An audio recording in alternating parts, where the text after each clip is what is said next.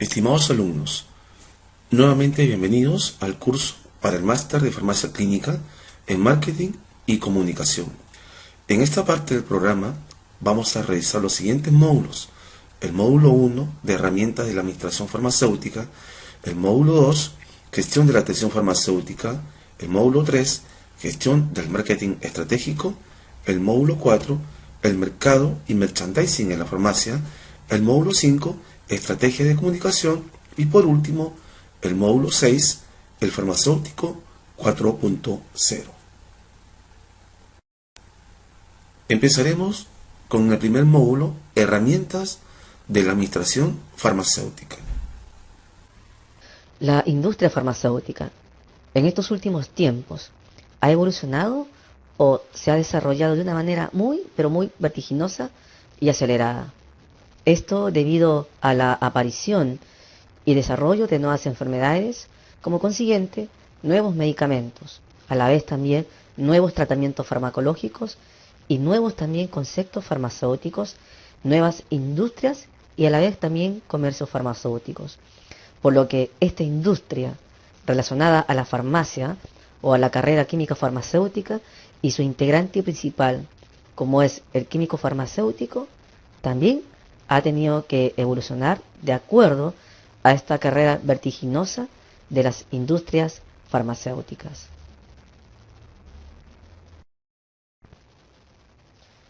De acuerdo a esta carrera vertiginosa, consideramos también que el químico farmacéutico ha tenido que evolucionar o ha tenido que tomar un cambio importante en cuanto a sus responsabilidades, no solo del manejo del medicamento en cuanto a su elaboración, dispensación o seguimiento farmacoterapéutico, sino también a su función principal administrativa dentro del comercio industrial farmacéutico. De ahí también la importancia del conocimiento de las carreras de administración para este profesional.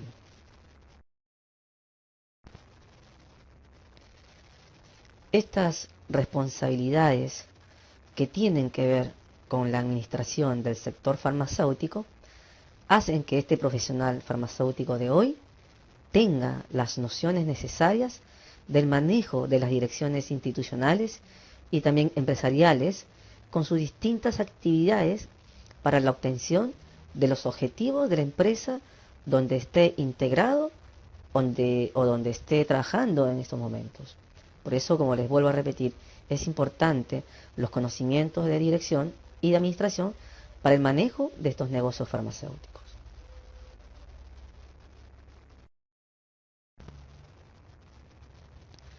La demanda del químico farmacéutico de años atrás no era el que hoy existe.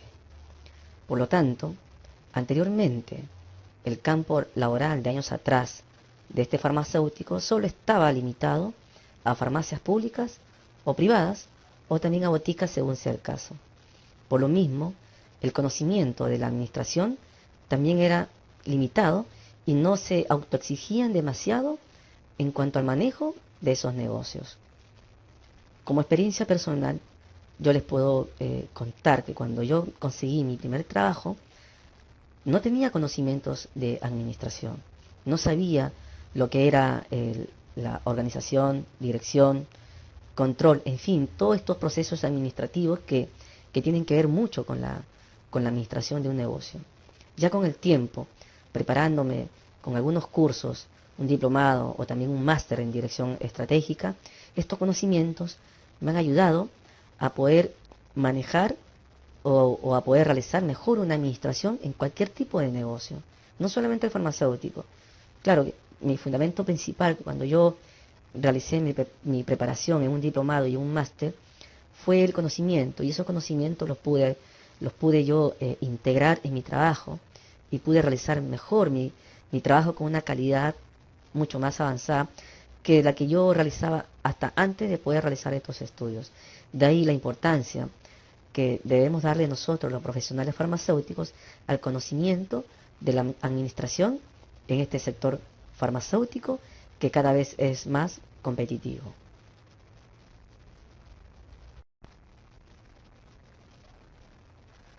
Hoy, en cambio, Los profesionales que salen de la universidad en busca de una fuente laboral se dan con la sorpresa de encontrar fuentes laborales en las distintas áreas farmacéuticas, como farmacias, laboratorios, industrias farmacéuticas, así también como en organismos del Estado en cada país, y en el que realmente es necesario, como volvemos a repetir, el conocimiento de la administración. Y la finalidad de ese conocimiento finalmente nos van a ayudar a cumplir con los objetivos necesarios para la supervivencia de las empresas farmacéuticas. La gran responsabilidad del químico farmacéutico de llevar adelante una institución o negocio farmacéutico es de vital importancia para la empresa o también para una institución farmacéutica que le esté dando esa potestad y responsabilidad de manejarlo, por lo que es necesario el conocimiento de ciertas pautas de la administración y el que a continuación estamos detallando.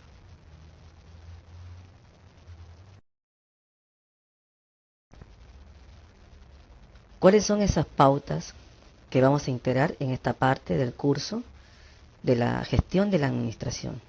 Dentro de ellas tenemos, como primer punto, el conocimiento de la administración y el papel del administrador farmacéutico.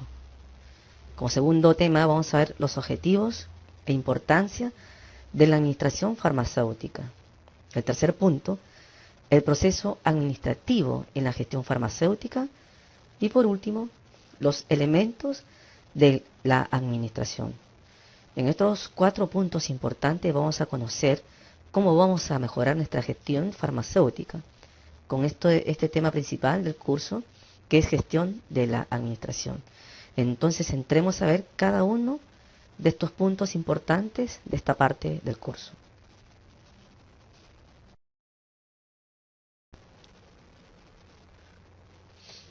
Dentro de las pautas de la administración tenemos como primer punto el conocimiento y el papel de la administración farmacéutica. El conocimiento de la administración para este profesional es importante porque nos ayudará a diseñar y mantener un ambiente en el que las personas trabajando en grupo alcancen con eficiencia las metas propuestas por nuestra empresa u organización en forma eficiente y eficaz. Además de permitirle a la empresa un mejor desarrollo y asegurar que produzca o preste sus servicios de la mejor manera posible. La importancia del uso del conocimiento de la administración les servirá para hacer productivos los recursos de la empresa, con la respectiva coordinación de los recursos humanos, los recursos materiales y financieros para el logro efectivo y eficiente de lo que necesita nuestra organización. En cuanto al papel del administrador farmacéutico, podemos decir lo siguiente. La profesión del administrador farmacéutico hoy en día es muy variada. Esto dependiendo del sector donde se sitúe, como por ejemplo en las farmacias hospitalarias, en las industrias farmacéuticas o también en las cadenas farmacéuticas. Este profesional deberá vivir con la rutina y con la incertidumbre diaria del nivel operacional o con la planeación, organización, dirección y control de las actividades de su departamento. Esto también orientado hacia un ambiente externo que la empresa o la institución pretende ofrecer, llámese bienes o servicios. Cuanto más se preocupe el administrador farmacéutico para saber o aprender cómo se ejecutan las tareas, más preparado estará para actuar en el nivel operacional de cualquier empresa. Cuanto más se preocupe por desarrollar conceptos, más preparado estará para actuar en el nivel institucional de la empresa. Hoy en día, un administrador farmacéutico debe conocer cómo se prepara un presupuesto de gastos o una previsión de ventas, cómo se construye un organigrama o también un flujograma, cómo se interpreta un balance, cómo se elabora la planeación y el control de producción, cómo analizo mis resultados, ¿no?, de lo que he planeado realizar, como la atención farmacéutica, como mejorar las ventas de un local farmacéutico o de una droguería o de un laboratorio, ya que estos conocimientos van a ser valiosos para la administración. Sin embargo, lo más importante y fundamental es saber cómo utilizarlos y en qué circunstancias aplicarlos de manera adecuada. Entonces, esta es la primera pauta, ¿no?, relacionado con el conocimiento de la administración y el papel del administrador farmacéutico.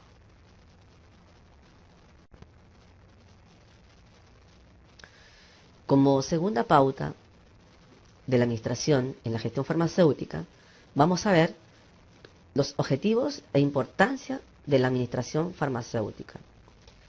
¿Qué objetivos tenemos, ¿no?, en la administración farmacéutica? Dentro de los objetivos tenemos como, por ejemplo, alcanzar en forma eficiente y eficaz los objetivos de la organización. Cuando decimos eficaz, es cuando la organización alcanza sus metas. Cuando hablamos de eficiencia, es cuando logra sus objetivos con el mínimo de sus recursos. Dentro de los otros objetivos también tenemos de permitirle a la organización tener una perspectiva más amplia del medio en el cual se desarrolla. Otro objetivo es asegurar que la organización produzca o preste sus servicios. Entonces, estos serían los objetivos, ¿no?, de la administración farmacéutica. ¿Y cuál es la importancia de la administración farmacéutica? La importancia de la administración farmacéutica en las organizaciones radican en la búsqueda de los logros de objetivos, hacer que los recursos de la empresa sean productivos y el manejo adecuado del personal a su cargo mediante el uso de las técnicas y tareas administrativas que son siempre claves en el manejo de su entorno, como son, por ejemplo, la coordinación de recursos humanos, materiales y financieros para el logro efectivo y eficiente de los objetivos organizacionales, la relación de la organización con su ambiente externo y respuestas a las necesidades de la sociedad. También tenemos el desempeño de ciertas funciones específicas como determinar objetivos, planear, asignar recursos, instrumentar, etc. Y por último tenemos, ¿no?, acerca del desempeño de varios roles interpersonales que tiene el administrador farmacéutico de información y también de decisión. Las organizaciones y los individuos continuamente toman decisiones adaptativas con objeto de mantener en equilibrio dinámico con su medio. Para el proceso de toma de decisiones, el flujo de información es esencial para el administrador farmacéutico. Dicho proceso implica el conocimiento del pasado, las estimaciones a futuro y la retroalimentación periódica relacionada con la actividad actual del farmacéutico. La tarea de la administración es instrumentar este sistema de información-decisión para coordinar los esfuerzos y mantener un equilibrio dinámico de lo que se quiere lograr. Entonces, estos son, como segunda pauta, los objetivos e importancia de la administración farmacéutica.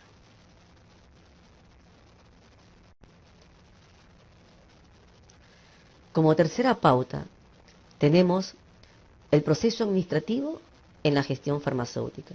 ¿Qué nos dice el proceso administrativo en la gestión farmacéutica? En cuanto al proceso administrativo, tal como lo hemos repasado, es imprescindible para el químico farmacéutico que se haga cargo de una organización o negocio, no importa dónde sea, su ejecución de tal forma, y como se ha mencionado, nos van a permitir la eficiencia y la eficacia del logro de metas y objetivos trazados anteriormente y que queremos alcanzar, no importa el tipo de tarea por la que se esté trabajando o siendo responsable el farmacéutico. Pero para ello debemos seguir ciertas etapas o procesos que nos enseña la administración, y estos son los siguientes, y tal como se nota en la gráfica inferior, como por ejemplo la planificación, la organización, la dirección y el control. Entonces, estas son todas las etapas del proceso administrativo que vamos a ir estudiando una por una en esta parte, ¿no?, de las pautas del proceso administrativo en la gestión farmacéutica.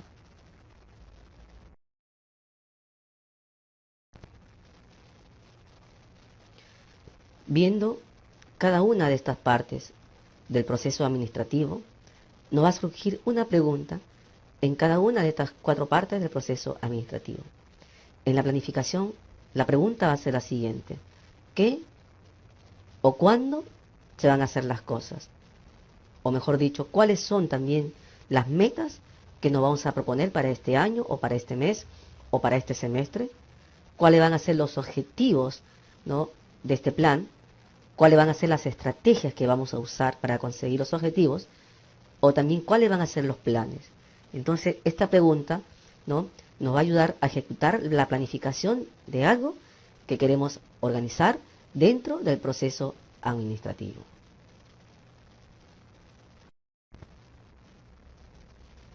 En cuanto a la organización, ¿cuál va a ser la pregunta? Si ya vimos que en la parte primera de la planificación la pregunta fue qué y cuándo hacer las cosas, en la segunda parte del proceso administrativo vamos a tener que organizar todo esto que estamos planificando. Entonces la pregunta sería ahora, ¿cómo nos organizamos? ¿Cómo realizamos la estructura de lo que queremos hacer? ¿Cómo asignamos las tareas? ¿Y cómo asignamos las responsabilidades? Es decir, tenemos que organizar todo lo que hemos planificado. Entonces, esta segunda parte del proceso administrativo también es muy importante porque nos va a ayudar, ¿no?, a organizar todo lo que hemos planificado para conseguir los objetivos, de acuerdo a un plan.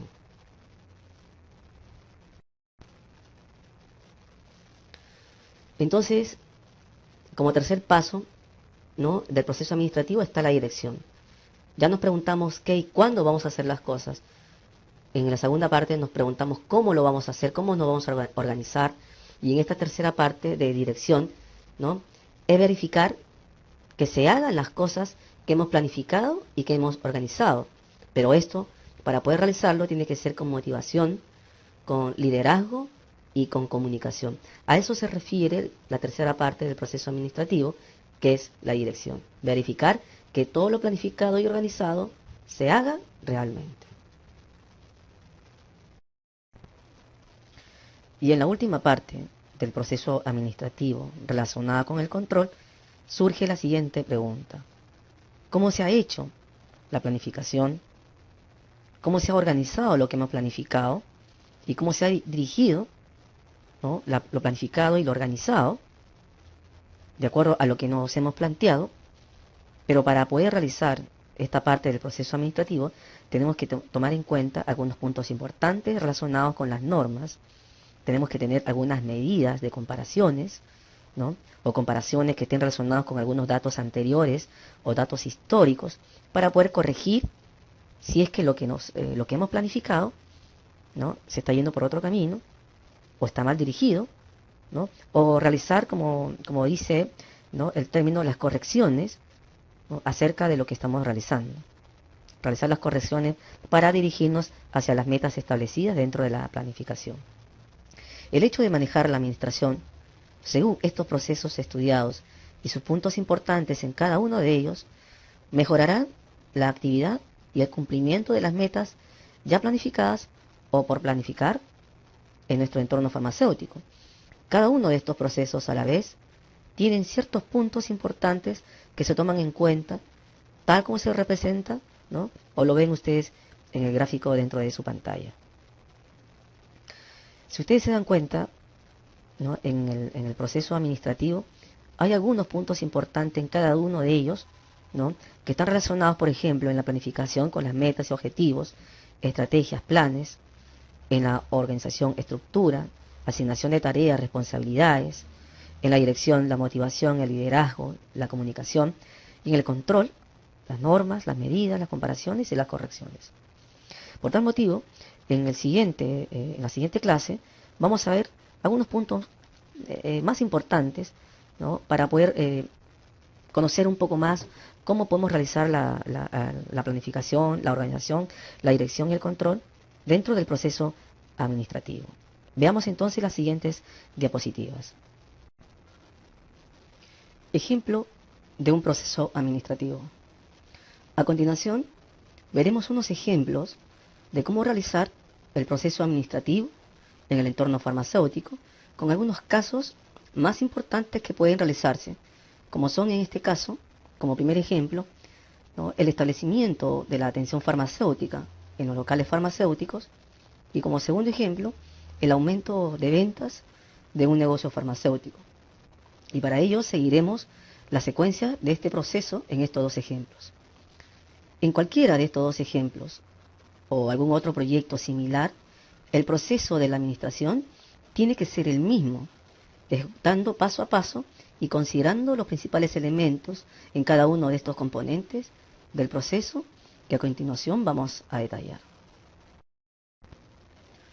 Como ya sabemos, la primera parte del proceso administrativo es la planificación, considerado uno de los más importantes del proceso administrativo y que nos llevará a la siguiente pregunta: ¿qué se quiere hacer o qué es lo que se quiere hacer? Pero en este caso hemos visto ya, ¿no?, que el ejemplo, como primer ejemplo, va a ser la atención farmacéutica. ¿Qué se quiere?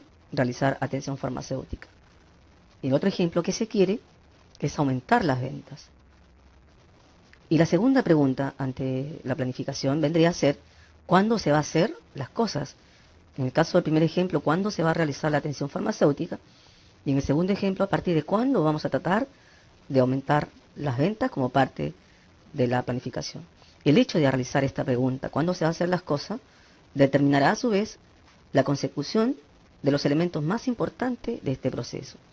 Estos elementos son la misión, la visión, las metas, los objetivos, las estrategias, y todo esto es considerado como parte de la ejecución de la planificación. Entonces, a partir de este momento nosotros ya estamos planificando, pero para planificar bien, para realizar la planificación, tenemos que considerar estos elementos que son importantes dentro de la planificación. Dentro de los elementos importantes dentro de la planificación tenemos a la misión y a la visión, que algunos administradores no toman en cuenta. En todo caso, la misión y la visión es considerado como elementos importantes dentro de la planificación estratégica de una organización. Y para este caso, sí vamos a tomarlo en cuenta. La misión constituye la manera como la organización trata de vivir de acuerdo a su propósito. La misión es la razón de ser de una persona, es la razón de ser de un equipo o de una empresa, con lo que le permite existir, lograr su sostenibilidad o rentabilidad. La declaración de la misión describe también el propósito general de la organización. En otras palabras, la misión es lo que la organización es hoy, o es el propósito central para el que se crea una empresa o una organización. La declaración de la misión consta de las siguientes partes. Primeramente, de la descripción de lo que la empresa hace, o también para quién está dirigido el esfuerzo, ¿no?, o el objetivo. Es la presentación de la particularidad, lo singular de la organización y el factor diferencial de esta organización. No debe confundirse la misión con el lema de la empresa. Un lema puede enunciar un principio, mas no proyecta lo que realmente es la misión como algo permanente y algo duradero. ¿Podría tenerse una misión y un lema simultáneamente? Claro que sí se puede, o sí se puede mantenerse los dos. Los lemas han sido utilizados desde decenas de años. Es muy probable que de la misión se derive también el lema y lleve su esencia misma de esta misión, pero no deben confundirse. Como hemos tomado dos ejemplos, en el caso de la atención farmacéutica, luego de evaluar, ¿no?, los conceptos de la misión para la atención farmacéutica vendría a ser, en este caso, fidelizar a los pacientes crónicos en el programa de atención farmacéutica. ¿Qué es lo que queremos hacer? Es atención farmacéutica. Y la misión sería, ¿no?, como vuelvo a repetir, fidelizar a los pacientes crónicos en el programa de atención farmacéutica. Y en el caso 2, relacionado con el aumento de las ventas, ¿cuál va a ser la misión después de evaluar el concepto? Es fidelizar a sus clientes a través de la calidad de servicio y los precios bajos. Entonces, este sería, ¿no?, como primera parte del proceso administrativo dentro de la planificación, y su elemento, que es la misión, ¿no?, para cada uno de estos dos casos.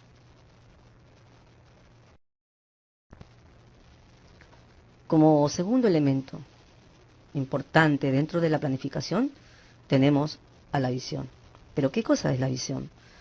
La visión estratégica es una imagen del futuro deseado que buscamos crear con nuestros esfuerzos y nuestras acciones.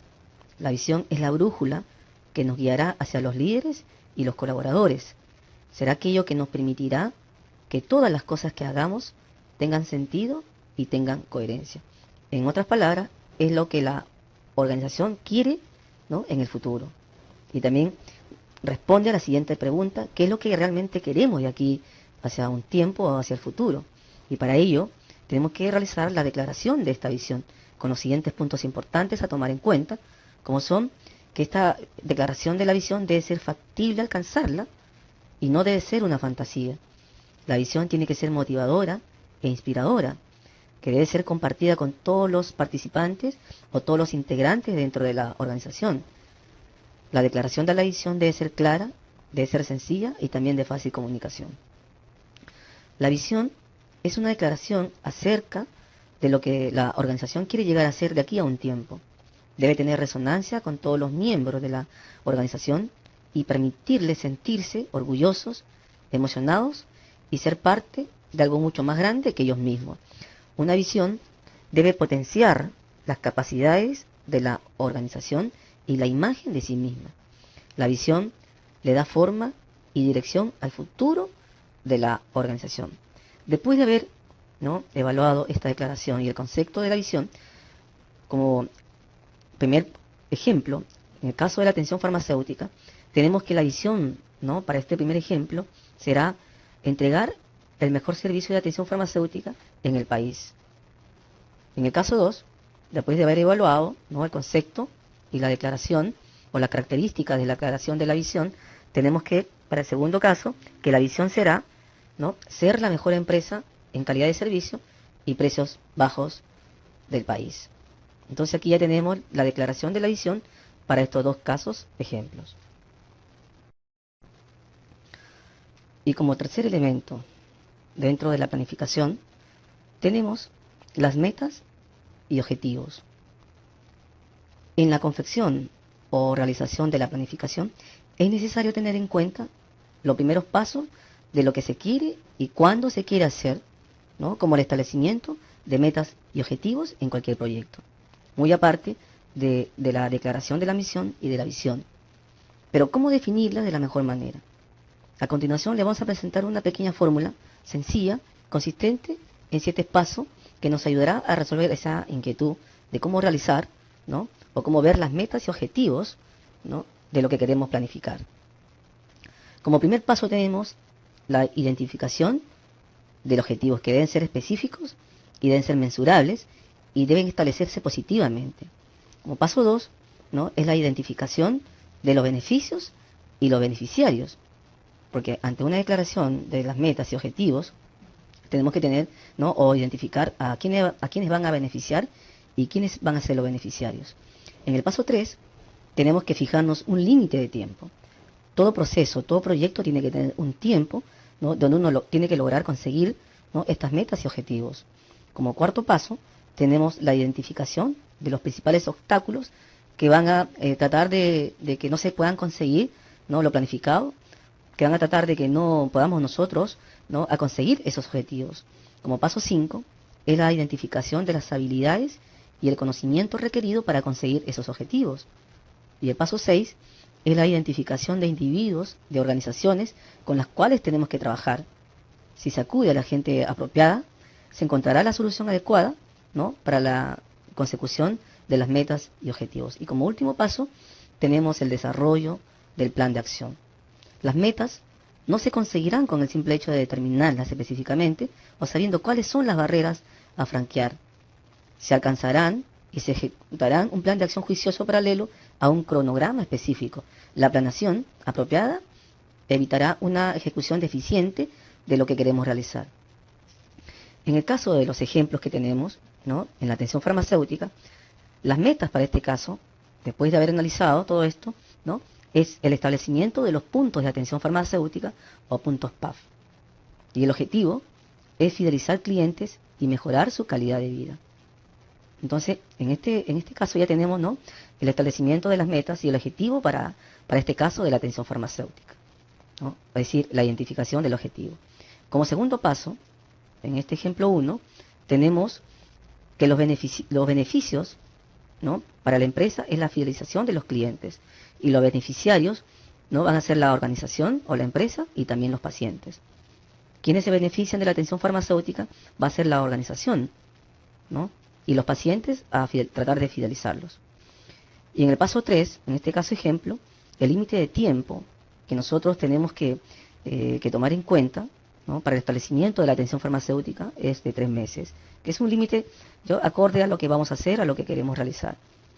Y como cuarto paso, ¿qué obstáculos, ¿no?, se pueden integrar en este primer ejemplo que no nos van a permitir a desarrollar el objetivo? En este primer caso sería la infraestructura, porque para el establecimiento de la atención farmacéutica tenemos que contar con una infraestructura adecuada para realizar el módulo de atención farmacéutica, ¿no?, o puntos PAF. En el paso 5, ¿cuáles son las habilidades y conocimientos? En cuanto a las habilidades, ¿no?, tenemos que realizar la preparación y conocimiento del QF o del químico farmacéutico en atención farmacéutica, ¿no? Hay que preparar, ¿no?, hay que mejorar su conocimiento del farmacéutico en cuanto a sus habilidades para realizar la atención farmacéutica. Y como paso 6, es la identificación con quienes vamos a trabajar, ¿no es cierto? En este caso, para la atención farmacéutica, tenemos que trabajar en conjunto con el equipo de trabajo, que pueden ser, ¿no?, los auxiliares de farmacia o los técnicos de farmacia.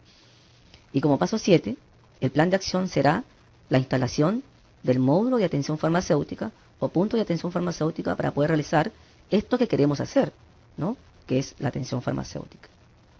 En el ejemplo 2, ¿no?, acerca del aumento de las ventas de una droguería, de una farmacia, una cadena farmacéutica, la meta o el establecimiento de la meta será vender más, ¿no es cierto? ¿Ya? Y el objetivo es el aumento del capital de esta empresa o también el aumento de la rentabilidad, ¿no?, que necesita esta empresa. ¿Qué es lo que quiere? Es aumentar las ventas. Entonces, para esto, las metas será vender más, ¿no?, con algunos puntos importantes para que se pueda realizar esa meta, y el objetivo será el aumento del capital y de la rentabilidad. Como segundo paso, los beneficios será, ¿no?, el capital conseguido y la rentabilidad conseguida. Y quienes lo consiguen será la organización. En cuanto al límite de tiempo, ¿no?, el límite de tiempo mínimo para realizar esto, ¿no?, puede ser de 3 meses, o como también puede ser de 6 meses, o quizás un año. En este caso nosotros tenemos que tratar de aumentar las ventas durante un tiempo determinado, y durante ese tiempo determinado tratar de realizar el control de lo que estamos haciendo, ¿no?, el control de si realmente vamos a conseguir las metas o realmente vamos a conseguir los objetivos. Y como cuarto paso, ¿cuáles van a ser los obstáculos, ¿no?, en este segundo ejemplo, que no nos van a permitir aumentar las ventas? En este caso, los obstáculos, o primer obstáculo en este segundo ejemplo, van a ser los competidores. ¿Quiénes son los competidores? Pueden ser los establecimientos farmacéuticos vecinos, ¿no?, que puedan competir con uno, o las droguerías que pueden competir con nuestros mismos clientes, ¿no?, o los laboratorios también. Y en el caso 5, ¿no?, tenemos que integrar, ¿no?, los conocimientos y habilidades de gestión y administración, ¿no?, a este director técnico para que pueda conseguir, ¿no?, las metas y objetivos. Y como paso 6 es la identificación con quienes trabajar. En este caso, ¿no?, es tratar de integrar a todo el equipo de trabajo para conseguir el aumento de las ventas. O sea, integrar a todo el personal con el establecimiento de metas según tiempo, ¿no?, metas de venta, metas de atención, en fin. Y como último paso, que es el plan de acción, ¿no?, es adecuar el stock de productos rentables, ¿no?, que van a hacer de que este plan de acción, ¿no?, nos llegue a realizar el aumento de capital y el aumento de rentabilidad, ¿no?, de esta empresa. Entonces, esto sería, ¿no?, la declaración de las metas y objetivos para estos dos ejemplos. Estimados alumnos, ¿no?, en esta parte de la planificación hemos hablado de metas y objetivos. Aquí me quiero detener un momento para poder establecer la diferencia que existe entre las metas y objetivos, y no nos confundamos en realizar, ¿no?, o realizar la declaración de una meta y de un objetivo. ¿Cuál es la diferencia entre una meta y un objetivo? Primeramente, una meta es un pequeño objetivo que lleva a conseguir el objetivo como tal. La meta se puede entender como la expresión de un objetivo en términos cuantitativos y cualitativos. Las metas son como los procesos que se deben seguir y terminar para poder llegar al objetivo. La meta son los pasos que tiene que dar para alcanzar ese objetivo y la pregunta sería ¿cómo quiero hacerlo? En cuanto al objetivo, todo objetivo está compuesto por una serie de metas. Es decir, qué unidades, ¿no?, y alcanzadas conformarán el objetivo. El objetivo es la sumatoria de todas las metas, ¿no?, que vamos a conseguir. Es el resultado final de una serie de metas y procesos. Es la cristalización de un plan de acción o de trabajo del cual está conformado por metas. El objetivo es el fin último que quiere alcanzar con ese proyecto y la mejor manera de resolverlo, ¿no?, es preguntándose ¿qué quiero hacer? Como ejemplo tenemos, ¿no?, que un objetivo es, por ejemplo, construir un ordenador o un computador. Para eso es preciso construir una serie de partes, como ejemplo, ¿no?, el disco duro, el procesador, la memoria, el RAM, y la meta será construir cada una de esas partes. En el caso, ¿no?, de la atención farmacéutica, el objetivo es fidelizar clientes y mejorar su calidad de servicio. En el caso de las ventas, el objetivo será el aumento de la capital y rentabilidad. La meta será ganar cada una de las etapas. Aquí también podemos ver que existe, ¿no?, lo que se llaman metas volantes y o los premios de montaña. Una meta es pues lo que conduce a lograr el objetivo y en consecuencia el objetivo es el resultado de haber alcanzado una de las metas necesarias o planteadas para lograr el objetivo propuesto, ¿no? En el caso de las metas de la atención farmacéutica, como ejemplo, será el establecimiento de los puntos de atención farmacéutica. En el caso del ejemplo 2, las metas será vender más. Para simplificar, el objetivo está en la cima de una escalera o de una montaña y las metas serán los peldaños para llegar a esa cima. Bueno, como cuarto elemento dentro de la planificación tenemos a las estrategias.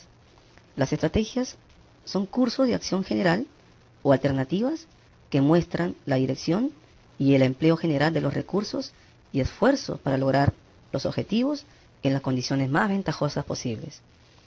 Al establecer las estrategias es conveniente seguir algunos pasos, ¿no?, a tomar en cuenta, como son, ¿no?, la determinación de los cursos o alternativas, que consiste en buscar el mayor número de alternativas para lograr cada uno de los objetivos. Después tenemos a la evaluación, es decir, analizar y evaluar cada una de las alternativas, tomando en consideración las ventajas y desventajas de cada una de ellas, ¿no? Y por último, la selección de estas alternativas estudiadas, es decir, considerar las alternativas más idóneas en cuanto a factibilidad y ventajas para conseguirlas. Para que las estrategias sean operables y cumpla con su función, es necesario asegurarse de que sean consistentes y contribuyan al logro del objetivo, y también determinarlas con claridad.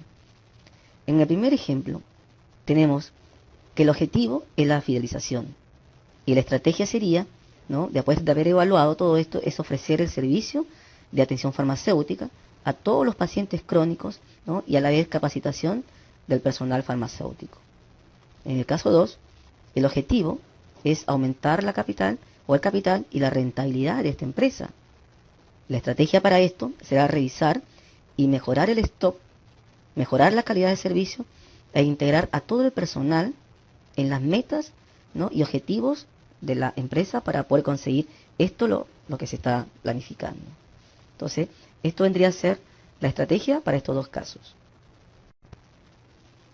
Estimados alumnos, aquí les quiero presentar otro ejemplo, ¿no?, acerca de la planificación de un negocio farmacéutico. Aquí tenemos las ventas de un negocio farmacéutico del año 2010 y se quiere ver la forma de vender más que ese periodo, el año 2011. Aquí ustedes ven la venta histórica desde enero a junio de ese año. Como ustedes podrán ver, ¿no?, las ventas expresadas en miles de dólares han sido, en el mejor mes de junio, ¿no?, de $45.000. Para ello se determinará la planificación con la consecución de metas, objetivos y estrategias. Las metas serán vender más que el año pasado, en junio, fijándose en $47.000. El objetivo es aumentar el capital o tener mayor ingreso o rentabilidad. La estrategia para este caso será revisar el stock, hacer pedidos especiales, mejorar la atención al cliente, integrar al personal colocándoles metas de ventas para cada uno, etc. El proceso de planificación se puede definir como el proceso de toma de decisiones sobre el futuro. Planificar es decidir de antemano qué hacer, cómo hacerlo, cuándo y quién debería llevarlo a cabo. Es imposible predecir el futuro, pues los planes mejor trazados pueden ser interferidos por factores externos que pueden escapar al control de la organización. Sin embargo, si no se planificara, los eventos quedarían sometidos al azar, haciéndolos más inciertos aún todavía. Sin planes, los directores técnicos no pueden saber cómo organizar su personal ni sus recursos debidamente. Quizás incluso ni siquiera tengan una idea clara de qué deben organizar. Sin un plan no pueden dirigir con confianza ni esperar que los demás les sigan. Sin un plan, los administradores farmacéuticos y sus seguidores no tienen muchas posibilidades de alcanzar sus metas, ni de saber cuándo ni dónde se desvían del camino. Por eso es importante, ¿no?, tomar en cuenta todos estos puntos que hemos mencionado, ¿no?, durante el proceso de la planificación. Como segunda parte del proceso administrativo tenemos a la organización. En esta parte del proceso administrativo nos llevará a la siguiente pregunta: ¿cómo se van a hacer las cosas? La etapa de organización y la anterior pregunta nos servirá para la asignación de tareas, de responsabilidades y la autoridad formal a cada puesto si es necesario. Esta organización dependerá de los objetivos que el administrador farmacéutico desee alcanzar y el resultado a que se llegue con esta función. Es el establecimiento de lo siguiente: de la estructura organizativa, es decir, del organigrama, de la organización y funciones y la administración de recursos humanos. En cuanto a las etapas del proceso de organización, la organización en sí misma es un proceso con una serie de etapas que permiten decidir la mejor forma de agrupar los recursos y actividades que necesitamos realizar. Estas etapas son, por ejemplo, el diseño del trabajo, que está relacionado con el hecho de proyectar las características de puesto de trabajo, ¿no?, dentro de la estructura organizativa. La departamentalización también, agrupando los distintos tipos de trabajo. El establecimiento de las relaciones de dependencia, es decir, jerarquizar los puestos y las jefaturas de trabajo, ¿no?, así como también de la distribución de las funciones y roles, es decir, la distribución de la autoridad dentro, ¿no?, de esta estructura organizativa. Y por último, la coordinación de las actividades, es decir, enlazar las actividades, ¿no?, de los departamentos. En el caso 1 que tenemos como ejemplo, ¿no?, el químico farmacéutico será el responsable, ¿no?, de todas estas actividades, y sus auxiliares también tendrán que entrar en estas responsabilidades, ¿no?, dirigiendo las consultas hacia el farmacéutico para que el farmacéutico pueda tratar de fidelizar a los pacientes en el programa de atención farmacéutica. Y en esta parte también tiene que realizarse un pequeño organigrama de la empresa. Los organigramas, ¿no?, como punto importante para aclarar, se pueden realizar cuando las organizaciones son mucho más amplias, pero que también podemos tomar en cuenta, ¿no?, dentro de este proceso administrativo. En el caso 2, ¿no?, cómo se van a hacer las cosas en cuanto al aumento de la venta será revisando el stock, revisando los ceros y unos, ¿no?, haciendo solicitud de pedidos, ¿no?, otros revisan las promociones, etcétera, las reposiciones full que tiene que tener, ¿no?, la empresa farmacéutica para poder aumentar estas ventas, y también hacer el organigrama de la empresa de acuerdo a la cantidad de personas, a la cantidad de trabajo, de responsabilidades que existan en ese negocio farmacéutico. Una buena estructura es el objetivo de los esfuerzos de la organización.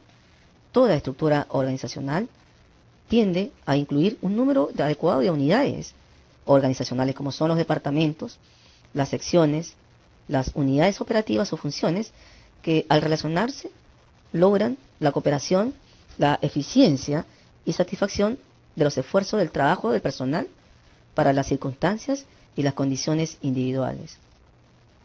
Una estructura es la resultante de un proceso que define funciones y tareas, integra dichas funciones y establece también las relaciones entre funciones, personal y factores físicos. Las principales relaciones que la estructura establece están vinculadas a la autoridad y responsabilidad dentro de la organización. Como tercera parte, dentro del proceso administrativo, tenemos a la dirección. Y eso va a determinar a que nosotros verifiquemos, ¿no?, que se haga lo que hemos planificado. En cuanto a la dirección, el administrador farmacéutico tiene que ser capaz de influir en las personas para que contribuyan a las metas de la organización, y del grupo.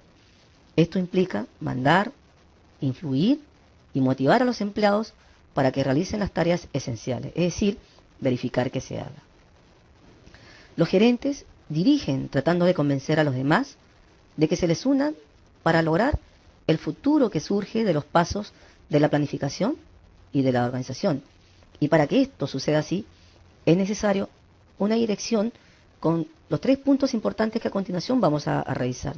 Una de ellas, ¿no?, es que dirijamos con motivación, creando condiciones de satisfacción de las personas, de los directores que pueden motivar a los empleados, reconociendo específicamente las necesidades sociales y haciéndoles sentirse útiles e importantes de tal forma que se sientan parte de la organización o de la empresa. Otro punto importante a tomar en cuenta dentro de la dirección es el liderazgo, es decir, influir en las personas y formando grupos de trabajos efectivos con liderazgo. Después tenemos a la comunicación, es decir, comunicar con una fluidez de información desde arriba hacia abajo, lateralmente, en todo lo concerniente a las actividades de la organización, tomando en cuenta 2 puntos importantes para que se produzca la buena comunicación, que es el emisor y el receptor.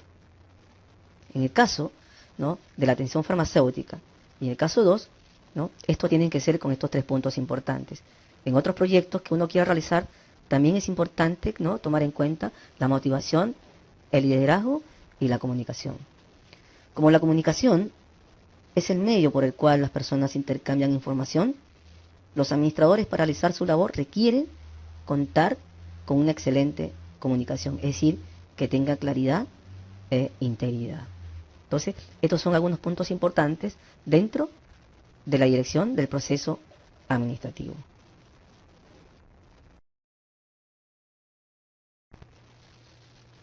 La última parte del proceso administrativo es el control.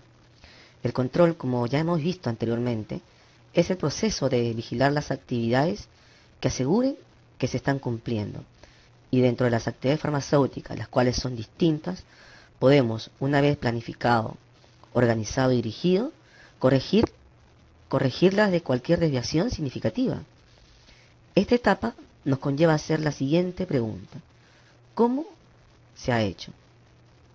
Todos los directivos farmacéuticos deben participar en la función de control, aun cuando sus unidades estén desempeñándose como se proyectó. Uno no puede saber en realidad si sus actividades funcionarán como es debido hasta haber evaluado que se están realizando, ¿no?, de acuerdo a lo programado y haber comparado el desempeño real con la norma deseada. Un sistema de control efectivo asegura que las actividades se terminen de manera que conduzcan a la consecución de las metas de la organización. El criterio que determina la efectividad de un sistema de control es que también facilita el logro de las metas.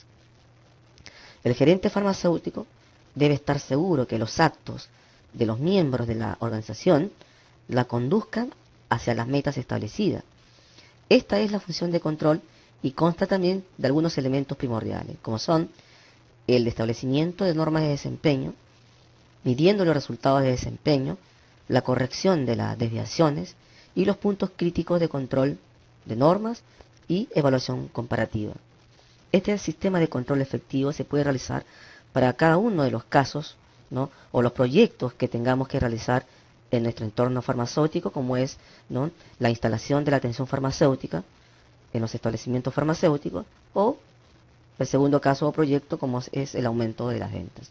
En cualquiera de estos dos o cualquier otro proyecto, ¿no?, se realiza el control ya de esta forma, con el sistema de control efectivo que ya hemos visto, como y vuelvo a repetir, el establecimiento de normas de desempeño, medir los resultados de desempeño, ¿no? Corrección de estas desviaciones, ¿no? Y comparar los puntos críticos de control de normas y evaluación. El control es importante porque es el enlace final en la cadena funcional de la actividad de administración. Y esta es la única forma como los gerentes saben si las metas organizacionales se están cumpliendo o no, y por qué sí o por qué no. Por eso es importante esta etapa del proceso administrativo. Habíamos hablado que la función de control consta de algunos elementos primordiales. Uno de ellos es el establecimiento de normas de desempeño. Pero ¿qué significado tiene esto? Por definición, las normas son sencillamente criterios de desempeño que el administrador farmacéutico debe observar. Son los puntos seleccionados en un programa de planeación que en su totalidad, en los cuales habrán de tomarse medidas de desempeño para que estos administradores farmacéuticos puedan recibir señales de que cómo marchan las cosas a fin de que no tengan que vigilar cada paso de la ejecución de los planes. Este vendría a ser uno de los primeros elementos del sistema de control que el farmacéutico debería observar. Otro elemento del sistema de control efectivo tenemos a la medición del desempeño. Aunque no siempre practicable, la medición del desempeño como base en normas debe realizarse idealmente con fundamentos en la previsión, a fin de que estas desviaciones puedan detectarse antes de que ocurran y evitarse mediante las acciones apropiadas del farmacéutico. El administrador farmacéutico, alerta y previsor, puede predecir en acciones probables incumplimiento de estas normas, pero aún en ausencia de esta posibilidad, todo incumplimiento debe perseguirse lo más anticipadamente posible para que se pueda realizar, ¿no?, la consecución de los objetivos de lo organizado y dirigido. Otro elemento de la función del control y el sistema de control efectivo es la corrección de las desviaciones. Las normas deben reflejar los diversos puestos de una estructura organizacional. Si el desempeño se mide en correspondencia con ellas, es más fácil corregir esas desviaciones. En la asignación de labores individuales o grupales, los administradores farmacéuticos deben saber dónde exactamente aplicar esas medidas correctivas. Los administradores farmacéuticos pueden corregir desviaciones rediseñando sus planes o modificando sus metas, o bien pueden corregirlas ejerciendo su función de organización, ya sea reasignando o aclarando deberes.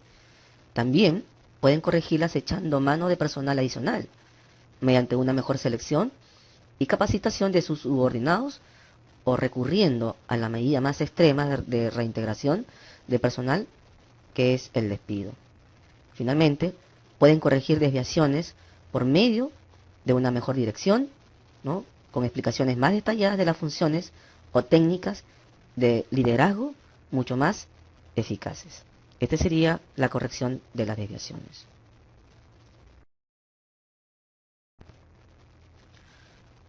Por último, otro elemento de la función de control en el sistema de control efectivo son los puntos críticos de control de normas y evaluación comparativas.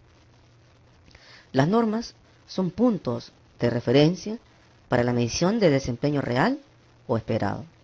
En condiciones operativas simples, un administrador farmacéutico podría ejercer control mediante la cuidadosa observación personal del trabajo en marcha. Sin embargo, en la mayoría de los casos, esto no es posible, a causa de una complejidad de las operaciones y del hecho de que un administrador farmacéutico tiene muchas más cosas que hacer que únicamente dedicarse todo el día a observar personalmente el desempeño. Los administradores farmacéuticos deben elegir puntos que requieren de especial atención y vigilarlo después para cerciorarse de que las operaciones en su conjunto marchan de acuerdo con lo planeado. Los puntos elegidos para efecto de control deben ser críticos, en el sentido ya sea de construir factores limitantes de las operaciones o de dar cuenta mejor que otros factores de si los planes están dando resultados o no. El principio de control de puntos críticos, uno de los principios de control más importantes, sostiene que para ser eficaces implica particular atención a los factores críticos para la evaluación del desempeño con base en los planes. En este caso, tenemos algunas preguntas para la selección de puntos críticos de control. La capacidad para seleccionar puntos críticos de control es una de las artes de la administración, ya que el control fidedigno depende de ellos. A este respecto, los administradores deben hacerse preguntas como las siguientes. ¿Qué reflejará mejor las metas de mi departamento? ¿Cuál será la mejor señal de que estas metas nos están cumpliéndose? ¿Con qué recurso puedo medir mejor las desviaciones críticas? ¿Qué me indicará quién es responsable de cualquier falla?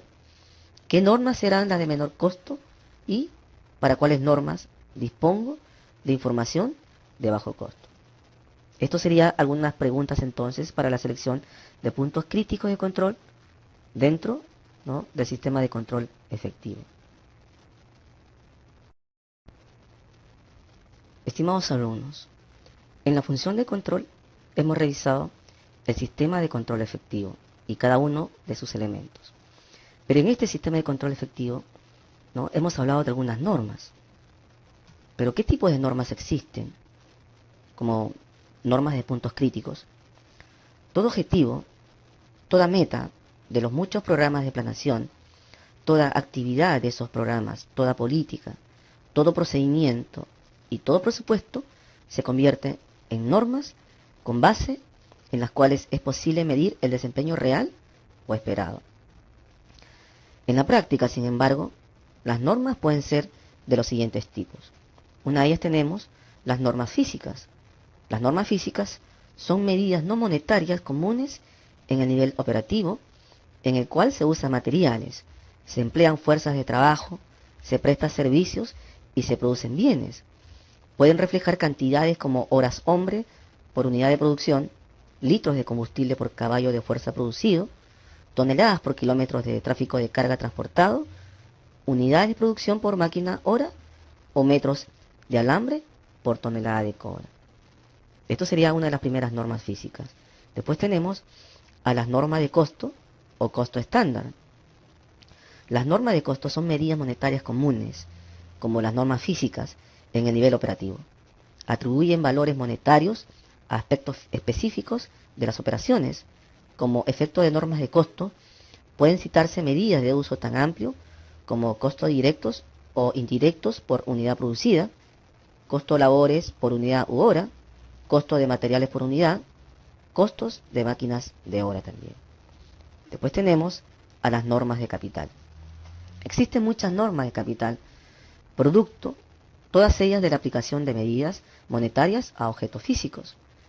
Tiene que ver con el capital invertido en la empresa más que con el costo de operación y por lo tanto se relacionan fundamentalmente con el balance general antes que con el estado de pérdidas y ganancias.